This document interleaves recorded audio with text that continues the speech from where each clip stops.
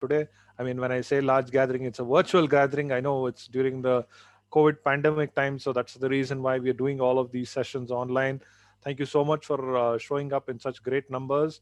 So we have a wonderful webinar coming up today, highly informative, highly insightful, in a topic that not many people have, I would say, changed their practice in many years. I think today we would be breaking some of the regular stereotypes. I think we have been using povidinidin for a long time, for many years and many decades. I think today we're kind of going to see what the current update is and how we need to take it forward. And we have a very wonderful speaker with us today. So without further ado, I would like to welcome our keynote speaker for today on the topic, which is pre-operative skin preparation current concepts, Dr. H.V. Shivaram. We would like to welcome you, sir. A very quick introduction for sir is that Dr. H.V. Shivaram is one of the leading gastroenterologists and surgeons who was there, and bariatric surgeons who was there in the country. And he has a number of publications that he has done in the last 3 decades in his career that he's had. Not just being a brilliant clinician and a surgeon, he has been a brilliant student right from his MS days and stood first for his university. He's also served in the Army Medical Corps, where he has done training from various institutes across the country, and also been in a part of the UK, the US, and Germany, in so many countries, and learned from there. He's a member of many national and international professional bodies. Presently, he's the national board member of ASI and OSSI. He's the national board accredited PG teacher for DNB, these things, and as examiner, and also for the Royal College of Glasgow in the UK. And currently, he heads the Department of Surgery and Allied Specialties, and he's the program director for bariatric and metabolic surgery and Aster CMI Hospital in Bangalore. So, without further ado, I would like to welcome Dr. Shivaram. Thank you so much for being a part of this, and over to you now, sir. Thank you so much. Thank you, Dr. Shashank. Am I audible? Yes, sir. You're very much audible. Yes, you I can share your screen. will share my screen.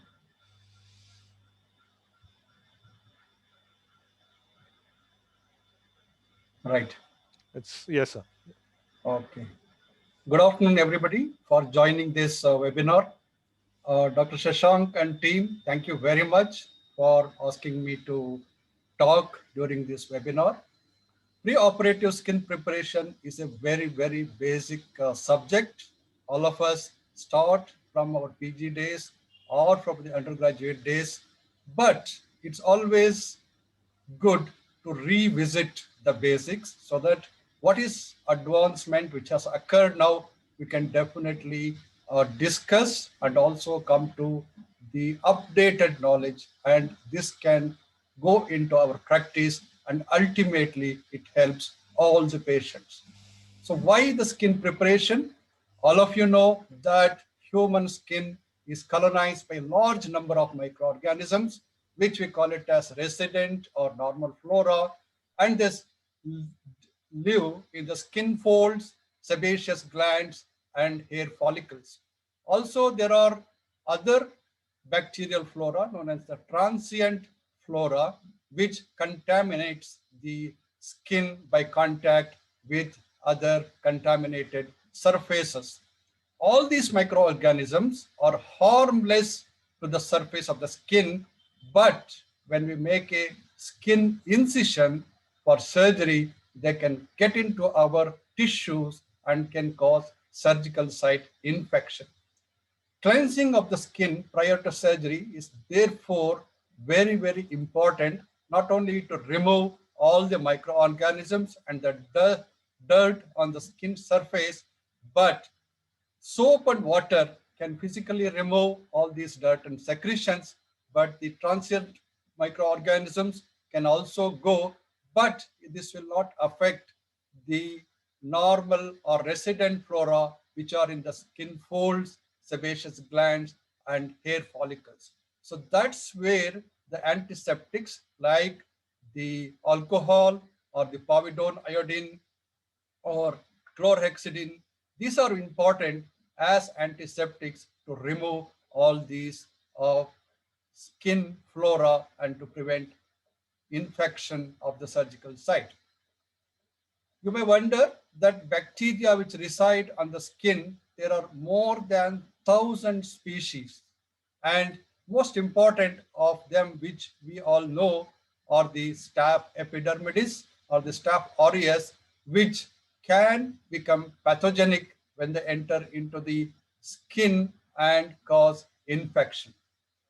So the skin preparation before surgery is to reduce the number of microorganisms on the skin and not to allow skin bacteria to enter into the surgical site or the incision site.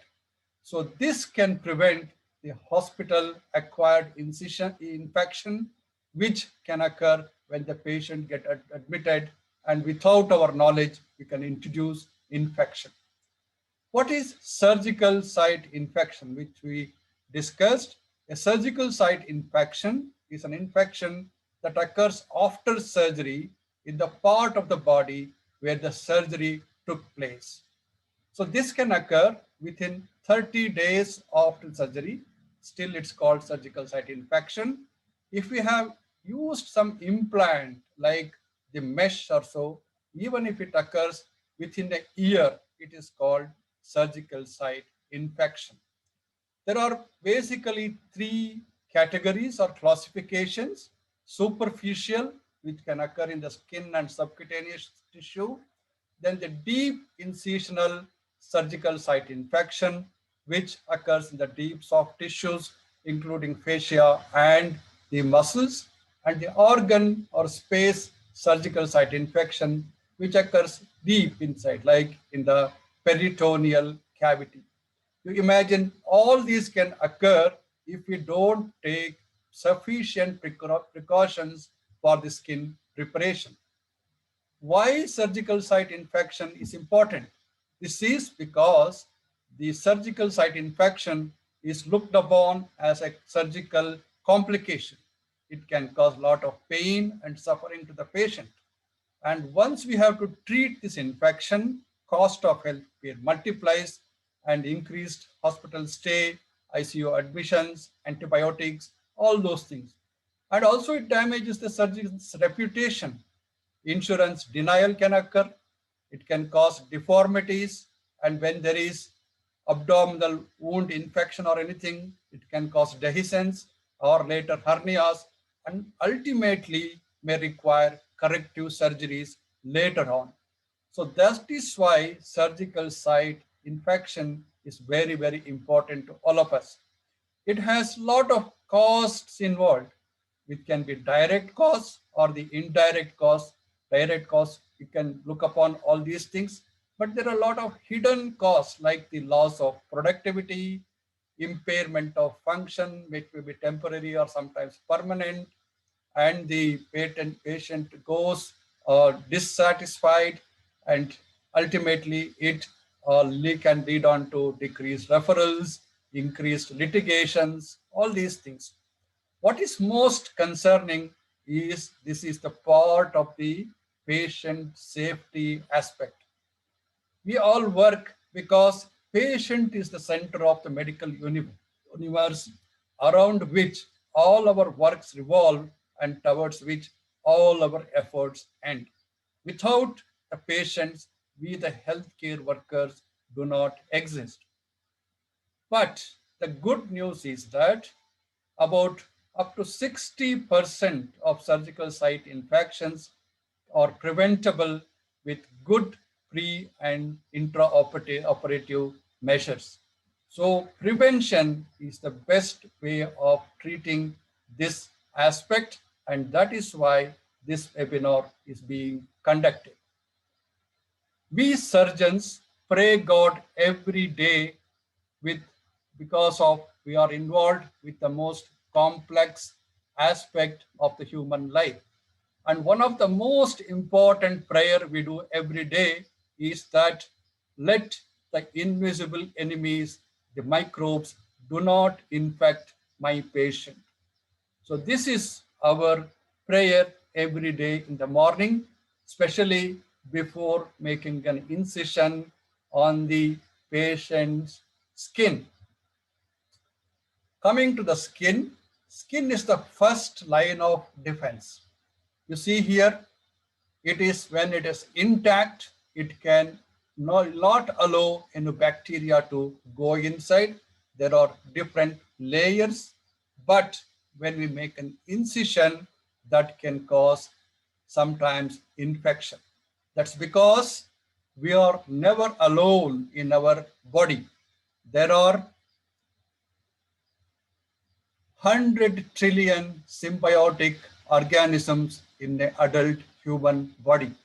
They can live, it can be in the oral cavity or in the stomach or gastrointestinal tract or the female genital organs or in the skin, and our hands also contain lot of these microorganisms. That's why it's very important we see that these organisms do not enter in the skin incision. So it's all about the surgical wound. All surgical wounds are contaminated to some degree when we close the wound. The primary determinant of the whether the contamination is established as a clinical infection or not depends on the wound or the immune response of the patient. So that's why Moynihan said every operation is an experiment in bacteriology. Without our knowledge, with every surgery, we are experimenting with the bacteriology. Whether our friend on the skin and our human body turns into an enemy or not depends on the host immunity. So the commensal can become a pathogenic bacteria or organisms because every major surgery is an assault on the immune system. And during the recovery period and during post-operative period, this can manifest as an infection. That's why all precautions have to be taken.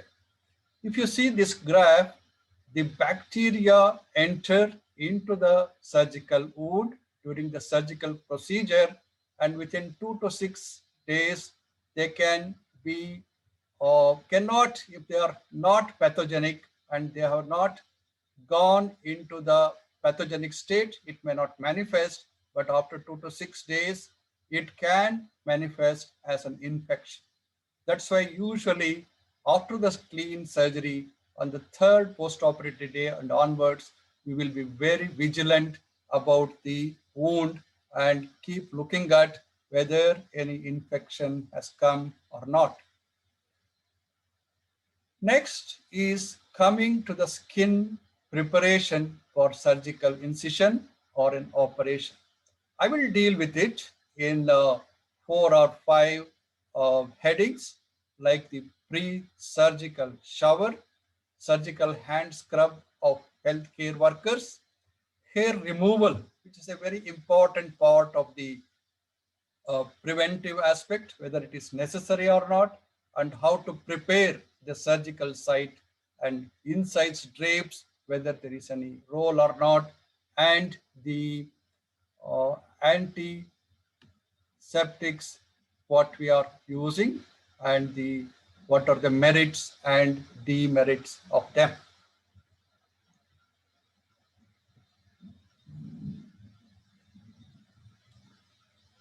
Pre-surgery shower with chlorhexidine. Dr. Shashank told me that you will have a next session on this subject, so I will not go in detail about this. This has shown a very good promise that a patient who is going for surgery has a standardized pre-surgery shower, that is 2 showers, one night before the surgery and one on the morning of the surgery, close to the operating time. They will have very good effect to prevent surgical site infection. And after applying, a 1-minute pause is required before taking the shower, a total volume, which all these should be standardized regimen, and a proper instruction should be given, oral and also written, to the patients. If you see the literature, there is enough evidence to show that a 4% chlorhexidine gluconate prevents and reduces the amount of surgical site infection in these patients. We have also practicing this last 2 years also, and surely it is giving good results. Next is the surgical hand scrub of healthcare workers. This is also very important, as good as the skin preparation of the patient. And the literature says the most efficient is the alcohol-based hand washing product, and it appears to be the chlorhexidine gluconate than all other antiseptic solutions available. I'm sure all of you are very much aware how to do the surgical hand scrub and how long it has to be done. Another very important question is whether hair removal is necessary from the operative site. Most of the literature says that there is no need to remove the hair if it is not interfering with the surgery. But if earlier in our student days we had seen that patient was to be shaved one day before, and there used to be a lot of abrasions, and patient was not comfortable, surgeon was also not comfortable, and ultimately patient used to have the surgical site infection. There is enough literature that shows that if at all hair must be removed, we should take utmost care of the skin and should not cause any aberrations or micro aberrations to the skin, because that's where the bacteria will reside and that can cause the infection. And if at all hair to be clipped or so, it has to be done closer to the surgery time and not a day before or many hours before. Razor, as you all know, or the blade causes lot of aberrations and encourages the proliferation of microorganisms on the skin where we are going to operate. Hair clippers are better because this won't disturb the skin and it just cuts the hair close to the skin without injuring the skin. And electric clippers are much better, that too the disposable ones, and the single patient use is much better. Depilatory creams, they are not very much recommended because some people may develop allergic reactions to it, or it takes long time after applying to remove the hair, and it has not been so popular for this purpose. So if you see here, shaving, depilating cream, and the clipping, what is most important, the studies have shown, is that clipping the hair just before surgery is the best, and this has the least amount of skin surgical site infection. So most of us have moved from other methods to electric clippers, which is single use for the patient, and definitely know about these old methods of skin preparation, that is the hair removal from the skin. Another important aspect is, before the incision, is the prophylactic antibiotic administration. This is one of the most important aspects to prevent the surgical site infection. A single dose antibiotics, which is predetermined what has to be given to the patient intravenously at the time of induction of the anesthesia and not after the skin incision. Once the antibiotic is given, about 10 minutes also, it will be over after the induction before we start the incision. And at that time, if we put the incision already patient has got the antibiotic dose and the good concentration at the skin incision, and that will definitely prevent any surgical site infection. So it has to be given before the skin incision and not after the skin incision. It's very, very important, that aspect. Next is the important aspect of how to prepare surgical site. The skin should be free of gross contamination. This is very, very understood. We also give bath, I said, the pre-surgical shower. The antiseptic lotion has to be uh, applied from the skin side to periphery. That is, it should be, many people use concentric circles starting from the surgical site and around it, or we can vertically drape it and above and below, starting from the skin incision and going on either side of the skin incision. It should be large enough, the prepared area should be large enough to extend the incision if necessary, or if you have to put new incision, it has to be already prepared, also the drain sites. So all these four thoughts we should have before completing the preparation of the surgical site with the antiseptic lotion. So again, to reiterate, it should be, the lotion should be rubbed with sufficient solution. Don't take very less solution, and adequately cover the site and ensure that microorganisms in the skin folds, very important in obese patients and all, we have to see that skin folds are sufficiently uh, covered with the antiseptic solution, and using a gauze piece or a commercially available applicator, it should be cleared, and sebaceous glands are all treated, because if the skin, the antiseptic lotion is there in the skin contact for a sufficient period, all these things can happen. Direction of cleansing, I already told, it should be starting from the incision site and go away from it. And this is the most important and this is difficult aspect with surgeons.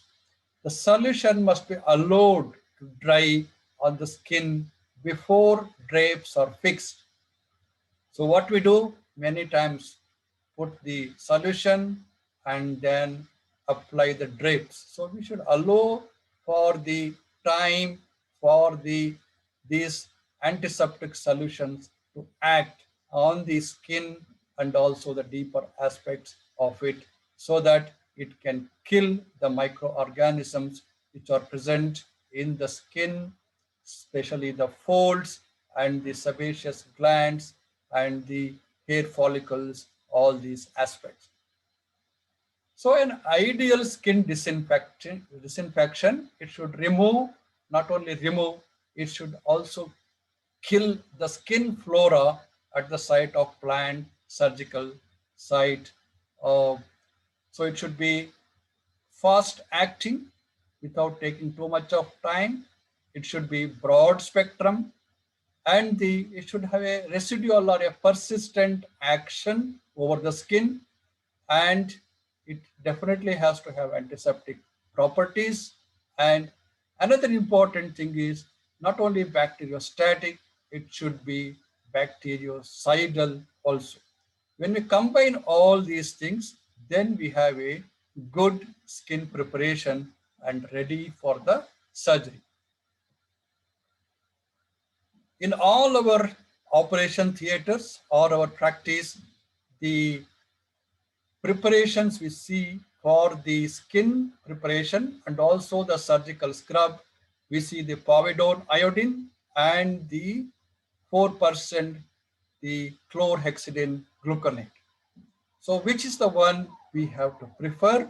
So now we have enough evidence that the choice of surgical preparation, we have alcohol, we have the aqueous chlorhexidine or the povidone iodine, and also we have the alcoholic povidone iodines and the alcoholic chlorhexidine. One thing is clear, it should not be aqueous, it should be alcoholic preparation for a good skin preparation solution. If you see the literature, coming to the agents and also all the properties, mechanism of action, whether it acts on the gram positive, gram negative, mycobacteria, fungi, virus, and the residual activity, and whether it can be used skin preparation and also the surgical scrub. All these things, chlorhexidine gluconate is superior to all other available antiseptic lotions at present.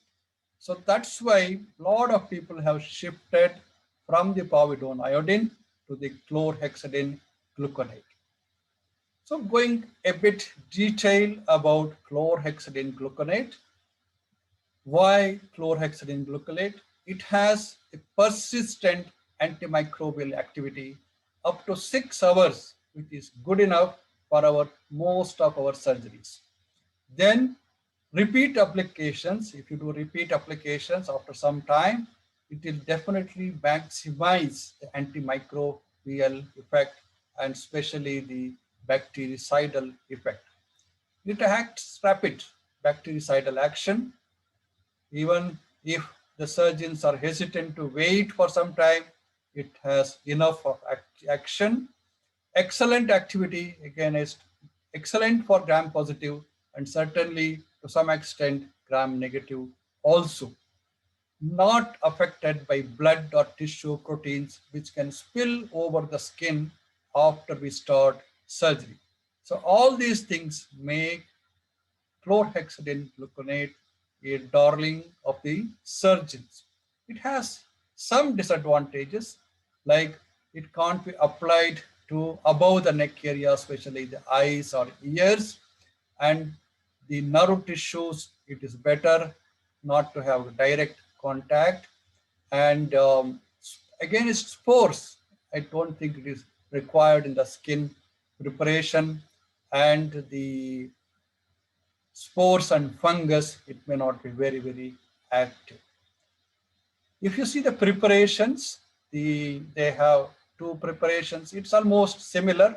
Basically, I think for marketing purpose in certain areas where the alcohol preparations are not allowed, because this says isopropyl alcohol, and the other preparation says the ethanol IP, but it's all same.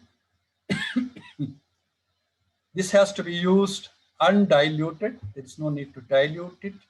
And the area has to be treated and it should be wet and leave for 2 minutes and allow it to dry. This is my humble request to all the people who are listening, that it should be allowed to dry before we drape the skin.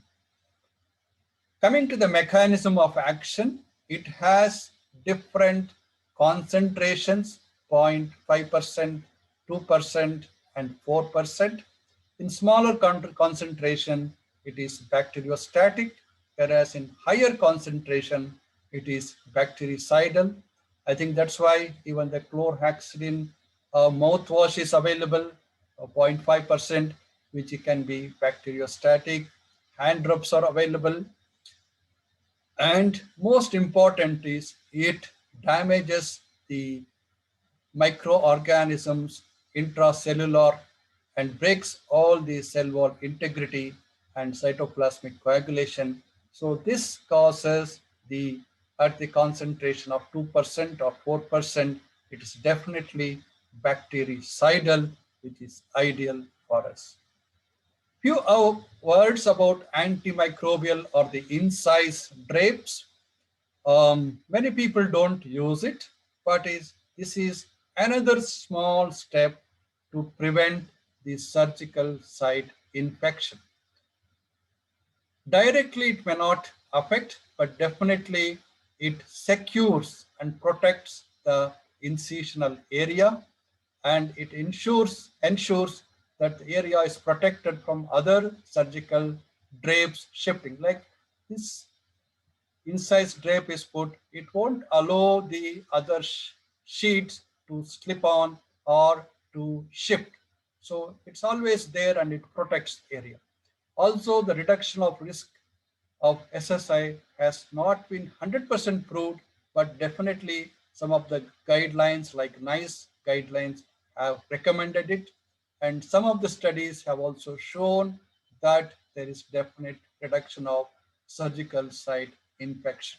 So definitely it's worth considering using incised drapes to prepare the skin and also to prevent surgical site infection. So I already said this is another very good study published in the New England Journal of Surgery, chlorhexidine alcohol versus povidone iodine for surgical site antisepsis. They have conclusively proved that chlorhexidine alcohol was significantly more protective than povidone iodine against both superficial incisional infections, and also p-value is significant, and also deep incisional infections, but not against organ space infection, which is not very important for our skin preparation.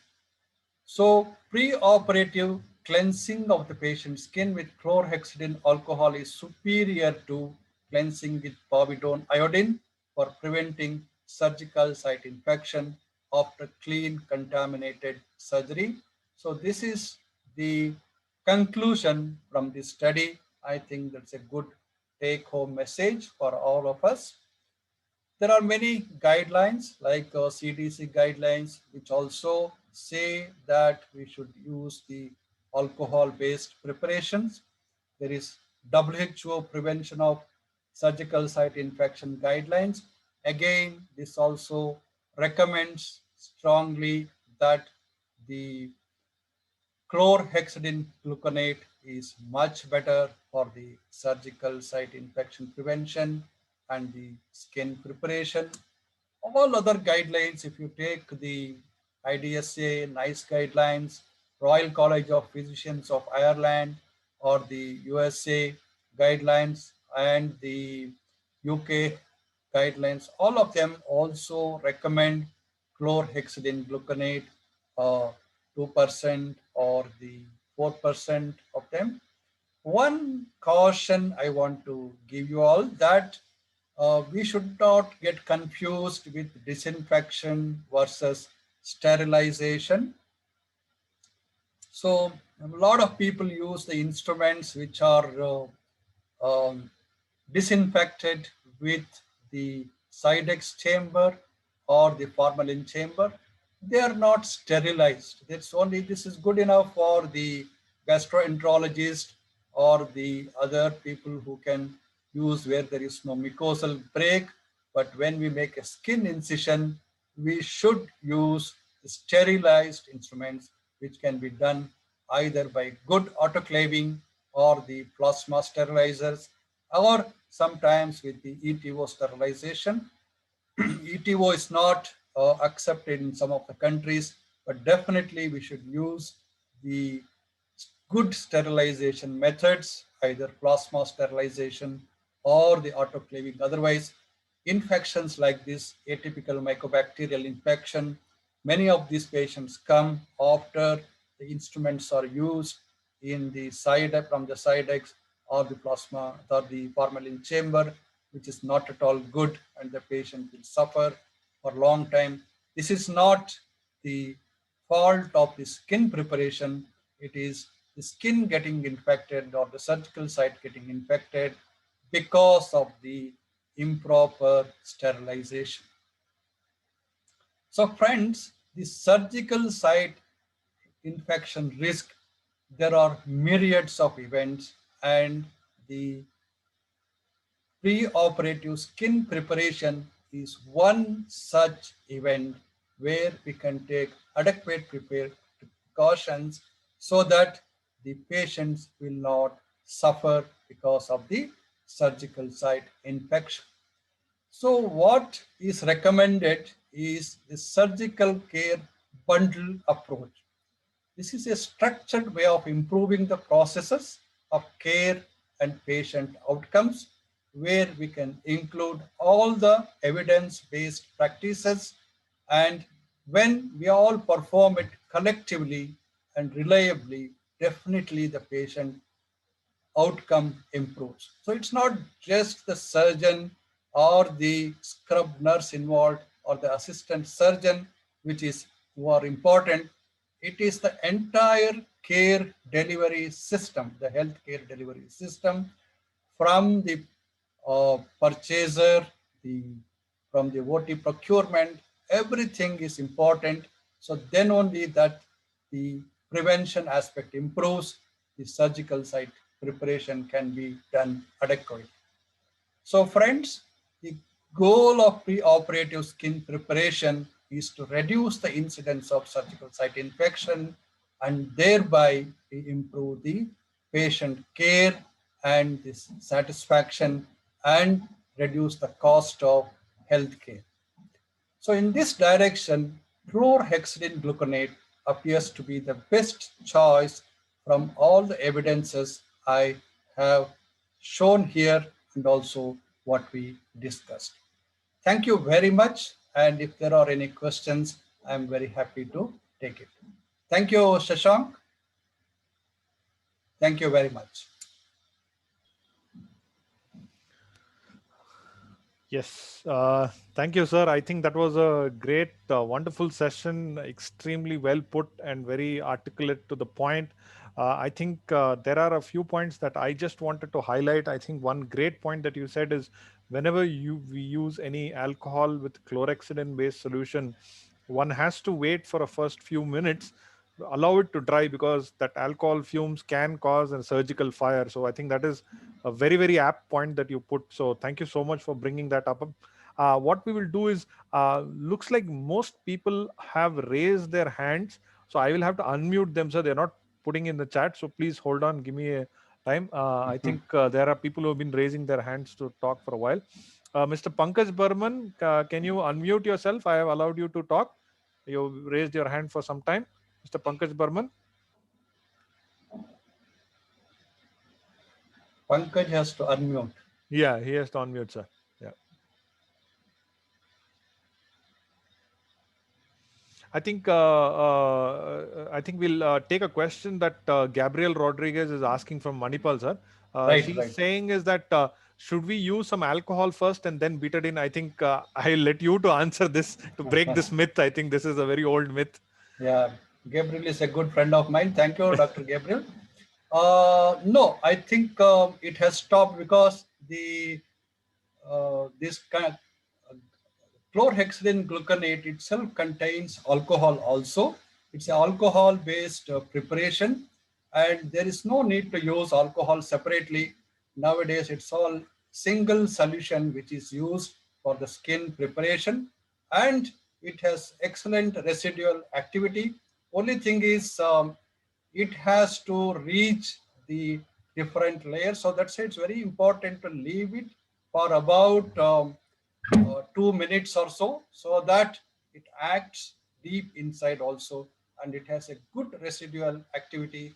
The problem with we surgeons, we are always restless, and we rub off this excess solution and then drape. I think we have to be little patient. After the the preparation is skin preparation is done, let us allow for some minutes and then do the surgery. I think it will be enough. There is no need for any other solution like alcohol to prepare or use over the skin. Yeah, I I know it think was a old practice we all correct. were doing, Yes, sir. and definitely the evidence is on the other way. I think we have to move on. Yes, yes.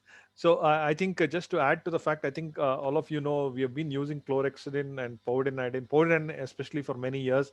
I think it's important that both antiseptics should be allowed to dry on the skin. It's just that povidone takes a long time, and we have this habit of using alcohol to remove it. Please do not do that. As you said, as sir said, directly you can move to alcohol plus chlorhexidine based solutions. So there are a few more questions that are coming in. Some are directly related, sir. This is from Dr. Mitravinda from Jayadeva Hospital, sir. She's saying, is there any prevention strategy against of SSI against anaerobic bacteria specifically? She's asking.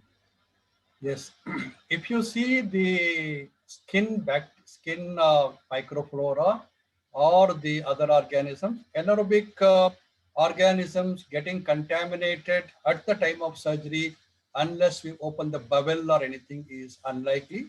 If you think that you are doing a surgery like colon or something, definitely our prophylactic antibiotic should be slightly different. See, most of the routine surgeries we use an antibiotic which is recommended by our um, infectious disease specialist in the hospital. But there are certain exceptions when we do a colon surgery, or we may use a little different because we suspect there may be anaerobic infection or anything. I think the most important is the prophylactic antibiotic which we use, which should cover the anaerobic organisms when we suspect that the wound can get contaminated with an anaerobic bacteria during your surgery. Other than that, in the skin preparation, we don't do anything extra except what all measures we discussed. Okay. Great, sir. Thank you so much. So this is from Dr. Angelina from Columbia, Asia, sir. Madam is asking, is there any specific technique for umbilical port side skin preparation? Right. This is a very good question because, there, as I said, like the skin folds or when there is a depression or anything, there may be dirt, there may be bacteria, and it can stay there. We take certain things that if there is a deep umbilicus, better to prepare it a day before and also clear all those dirt and also tell the patient they should take a good chlorhexidine bath before, and also doing that they can give some importance to that. Then we also prevent going very close or deep into the umbilicus. It was a habit earlier. If you have to put a port or anything, you can put little above the umbilical skin fold, not through the umbilicus, but maybe little away from the umbilicus. And preparation, if at all there, we should not do any aberrations or injure the skin while rubbing it very badly or anything. So we have to take care. The best way to prepare the umbilicus depression, not in the OT, probably it is pre-operative, probably a day before is much better with the chlorhexidine gluconate. Okay. Thank you, sir. I think well put that was. I think this is a little bit of a controversial question, I would say. Now, as you said, if we use a 2% chlorhexidine with alcohol skin preparation, would it be okay to use an iodophore coated incise drape after that, or could there be any adverse reactions? I have an answer, but I would like you to answer this because from the Yeah. practical side, yeah. Correct. We have not come across any of these things. And uh, let me hear from you, Yeah. Shashank. You are So, expert in this. no, sir. I mean, in our previous organization, we had done quite a lot of extensive testing. I think sir is also very dear to those tests that we had done. I think the clear answer was that chlorhexidine and iodine by themselves do not have any negative effect, nor do they have too much of a positive effect. They both act on themselves on the skin. Together, they do not have any adverse reaction. So we've done extensive testing for a couple of years, and we have seen that there is no issue. So they both can be used. That's what the conclusion says. Right, right. Yeah, sir, I think this is going on to again the same question that you put about the statement that you put about disinfection versus sterilization. Deching Sering says so that he had 3 cases of tuberculosis mycobacteria after lap chole was done. Is this due to improper sterilization, or is there any other role for SSI prevention in this? I think absolutely most of the cases, yeah, we have seen a lot of them. They because sitting in a tertiary care hospital, a lot of patients come, and I call them as the mobile laparoscopy units or so, where they sterilize their instruments and all. with the hormonal chamber and also some side X. And there is enough literature to say both of them don't kill the atypical mycobacteria. And there are Okay. some studies to say that side X actually grows the Atypical. atypical mycobacteria. So a lot of surgeons don't know this, and I think he has to go back and see the source of the sterilization, how it was sterilized. Was it the instruments were sterilized using Sidex or the formalin chamber? I think this was a great disservice done to the surgical community by the initial laparoscopic surgeons who recommended Sidex or the formalin chambers to sterilize. This was okay for urologists because they are not going inside the Hmm. tissue and operating. They are doing Correct. cystoscopy, or medical gastroenterologist is doing Gastroscopy. gastroendoscopy. That's okay, but not when you are doing an invasive procedure. It should be 100% good sterilization. Otherwise, the patient will suffer like anything. And atypical mycobacteria, once it is established, very difficult, and 6 months to 1 year they suffer and they have to take medication, all those things. So I think we should not compromise on the sterilization at any point of time. Okay. I think this is a very, very, very valid point, sir. In fact, just today before I came out, I came from another hospital, tertiary care hospital, where we had exactly the same discussion. So, very important. Please remember basics of Spalding classification: non-critical, semi-critical, and critical. Anything which is critical has to be sterilized. Anything that is touching blood and connective tissue and sterile tissue, that includes a basic dressing set or a surgical set, they all have to be sterilized, as sir said, either by using hydrogen peroxide or by using autoclave or by ETO. So definitely one should definitely be using that. So keep that in mind. Now this is again a very important question. Okay, so the question didn't complete, so I had a little surprise on this. So they're saying is, when you're doing post-operative dressing, is it sufficient to just wear sterile gloves and not do hand hygiene? So I know this is a very basic question, sir, but yeah, I will leave you to take this on. Yeah, yeah, not enough. I think you should at least do a hand rub. Yeah, If you are not doing a good hand wash, if there is a deeper wound and all, definitely better to scrub your hand properly and then do the wear gloves. It's like if you have a big wound, it's like a surgery preparation itself, even if there is correct. contaminated wound. Otherwise, hand rub, wait for it to dry, and then wear gloves and then do it. It's sterile gloves, very important. Yeah, Uh, it's a good question. Definitely, it will educate all of us. It yeah. should be done hand rub and then wear the gloves. Okay, great. You have Thank any other opinion, Shashank?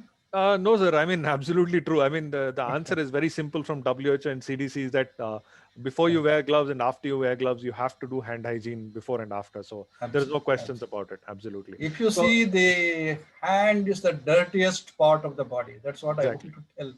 If correct, we touch exactly, anywhere and everywhere, your rest of the body may not touch every other contaminant surface, but our hand will touch our nose, somebody else's hand, and any surface on the floor. So hand, you imagine, is the dirtiest part of the body, and then touch your patient, you will do definitely do good. okay. Thank you, sir. Very true. So now this is a question, sir. Anyway, I was about to come to this question. The question is, if you're doing a BPH surgery, that means a prostatic resection that you're doing, like a TURP, would you recommend using this sort of a chlorhexidine plus alcohol-based solution for skin preparation or parts preparation? Externally, I think that's good enough, and Yeah. you only allow it to dry. That's important. Hmm. Otherwise, I think internally, anyway, it is the endoscopic surgery. Should not be any problem. I think it can be used. Yeah. Okay. Just to add to Nadia's question, this was Nancy's question. So just to add to that, ma'am, chlorhexidine and alcohol, we usually prefer to avoid it from all exposed mucous membrane. That means like inside the mouth or the eye or the ear. So other than these surgeries, most of the other surgeries, alcohol plus chlorhexidine can be definitely used for skin preparation. Just to add to what sir said. Okay, how do we sterilize laparoscopic instruments? Okay, sir, I will. This is off the topic question, but I will let you to answer. I'll come back to this after that. Yeah, I think it's a good question because uh, I think all the laparoscopy instruments now may be autoclaved. Most of the things, Yes. maybe few of them, but all of them can be plasma sterilized. Yeah. And if you have the facility, ETO is another thing. Most of the instruments and the camera, everything can be kept in ETO. That is another way. ETO, ethylene oxide, is not permitted in some of the countries because they have regulation that this ethylene oxide, when sits on the surface of the instruments, it can be carcinogenic. But in Right. our country, it's not banned, so a lot of people use it. But certainly don't sterilize, or I would say disinfect your um, laparoscopic instruments in the Sidex or the formalin chamber. Yeah. I think just to add to that. Sterilization Yeah. only these three. Yeah. So just to add to what sir said, I think now there are options when it comes to plasma. We have plasma from one company, and we have something called as vaporized hydrogen peroxide. So there are two options. I know a lot of you will now come to say that it is very expensive, but there are options. But another thing about ETO is also by US FDA approved. So definitely they can be used, except some few countries it is banned, but otherwise it can be still definitely be used. So thank you so much, sir. So now quick question is that this is off the topic question, is that for should we dilute chlorhexidine before while taking shower? I know it is an off topic question, but next time's question, but you can still go ahead and answer this. No. Please don't dilute it. It's already prepared that way for the bath. Usually 4 ounces per plate. And there are a lot of instructions. I think next talk it will be covered. Yeah. So after using it, don't use soap or other body lotions and all. So it Correct. should not be used the head and neck area. Otherwise, it should be applied as after it should be applied over to the body and wait for 1 or 2 minutes and then take the shower. Yeah. Don't apply soap solutions or other creams and all. So that's all. It should Okay. not be diluted. Okay. So for Eunice who asked this question, so don't worry. Next presentation, which is on the 17th of April, we will send you the updates. There is a complete whole hour of discussion on pre-operative shower. We'll talk more about that. So this is the next question, sir. I think maybe this answers to the question that we spoke a little. Bina asked that how do we prevent chemical burns from happening during skin preparation? Right. See, most of these don't have any allergic reaction. Okay. Skin preparation, if because they contain the alcohol and preparations, and we also use cautery and other things. So what we should do is do not use your electrocautery or anything when there is visible solution in the skin area. So that's why we all insist that allow it to dry first, at least 2 minutes, and then everything gets absorbed and it becomes dry, and then do the skin drape, and then you have certain other things to fix, cautery wire and all, and by that time everything would have dried and there should not be have any skin burn or anything. um, I think that's what was her Yes, sir. intention of asking. Yeah. Exactly, sir. Right. So Right. I think we'll. There are a few people who would like to unmute themselves. I think Rajita, you can unmute. You have already unmuted yourself. You can ask your question directly to sir. Rajita. No, sir. Okay, no questions. Okay. What about Mr. Pankaj Burman? Would you like to unmute? You still have some time. Mr. Vikram Padabidri or Sister Laizama Matthew from MS Ramaya, if you would like to unmute yourself.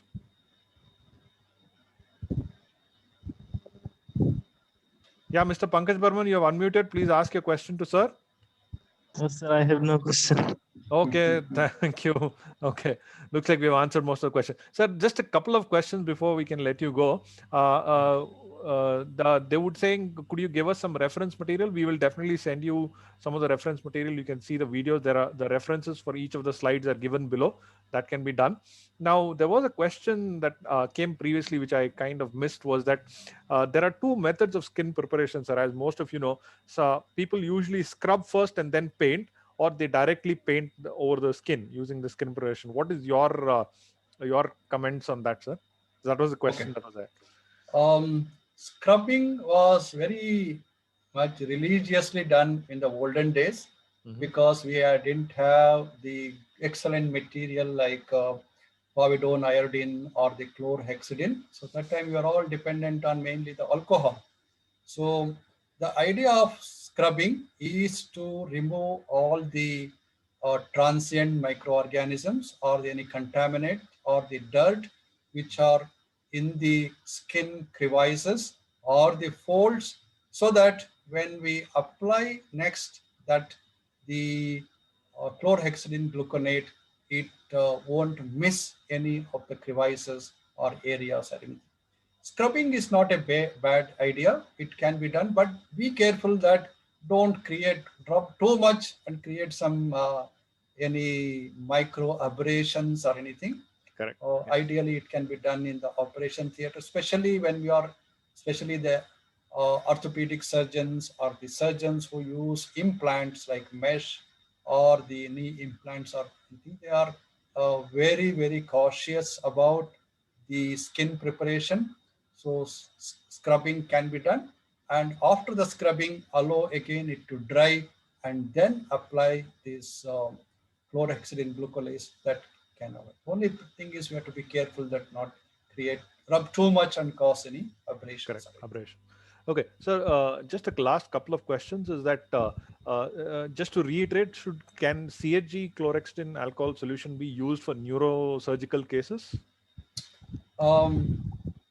I think you have to answer this because what I saw was it should not be applied over the nerves. Exactly. And those things, skin, it's okay. Yeah. Yeah. So I think just to answer the question, chlorhexidine-based products are not typically allowed to be used on neck and above. That means eye, ear, and neurosurgeries are not recommended. We still recommend using 10% povidone iodine solution over there. For skin preparation. So just to add to that, what Sir said. And I think Dr. Gabriel Rodriguez is asking to unmute. I'm just going to ask her if she can unmute yourself. Madam, you can unmute yourself. You can ask your question to Sir. Not Madam, Sir. Sir, okay, sorry. I'm so sorry. Dr. Shivaram, can you hear me? Yeah, good evening, Gabriel. Good evening, good evening. Nice of you to join. On a Saturday afternoon, I thought I should join you and listen to you. It's a long time that we have spoken and listened to each other. Thank you very much. Yeah. Thank you very much. That's all I want Dr. to say. Shashank is a professor of surgery at Manipal Hospital, KMC Manipal. Okay, sir. Thank you, sir. Thank you so much. Welcome to great to have you here, sir. Thank you, sir. Thank you, Dr. Shivaram. Thank you so much. Thank you very much. Sir, unfortunately, there are a few more questions. Can we take a few more, sir, if you don't mind?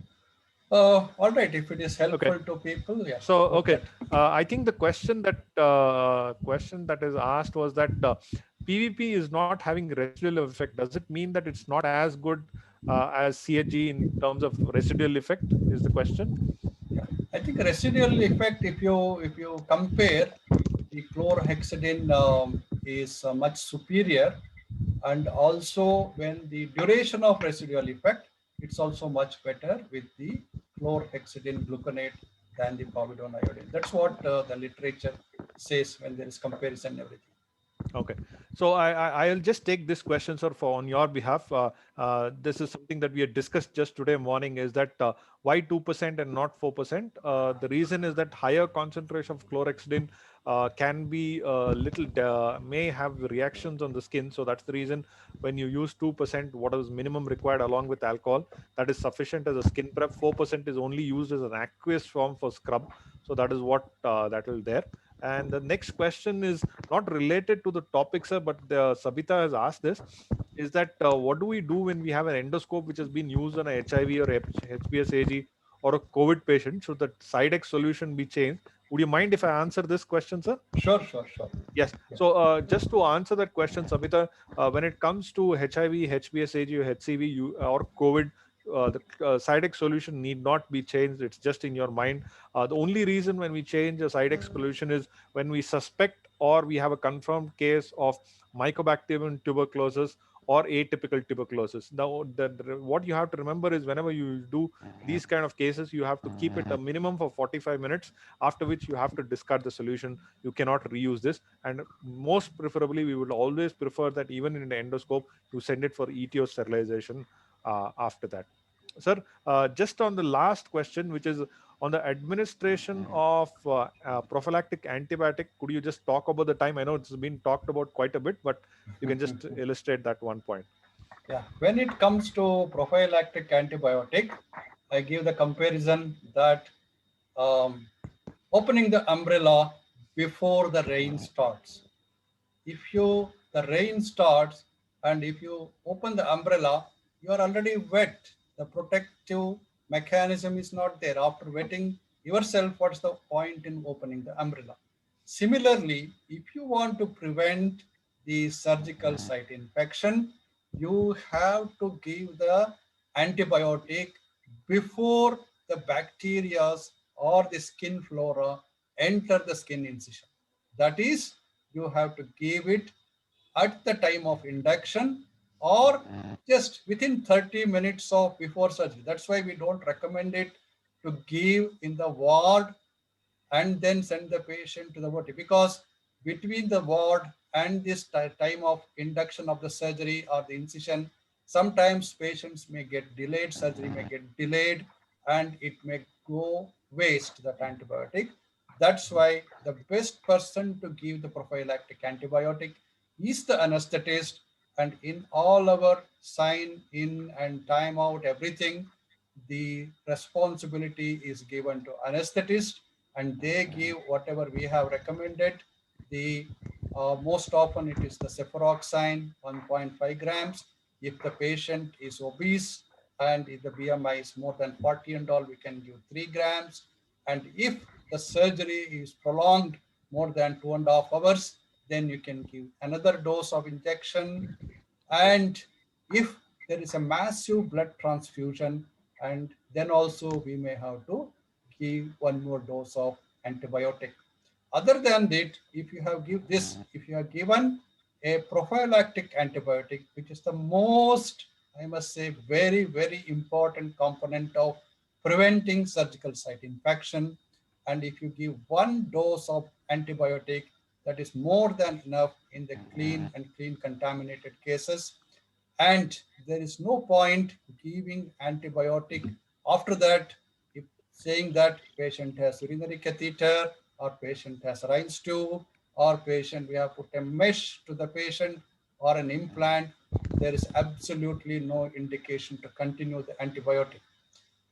Only thing when we give, even the recent CDC guidelines say that maximum you can give 3 doses, if necessary 2 more doses. If you have opened the bowel or if there is any spillage of the bowel contents during surgery or anything, then you can continue 2 more doses, certainly not more than that.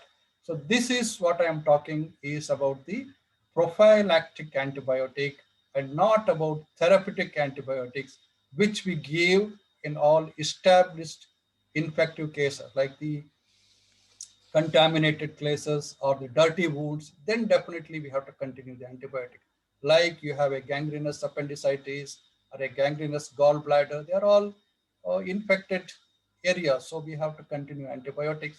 Otherwise, just because I have kept a drain or just because I have put a catheter or we have put a mesh, there is no need to continue these prophylactic antibiotics. I think that is clear, Dr. Shashank. Yes, sir. I think very well put over here. I think just to illustrate a little more on that, I said most of the normal antibiotics you keep a 60-minute time window before the incision. But if you're giving something like a fluoroquinolone or a vancomycin, you keep a 2-hour window because it's a slow infusion.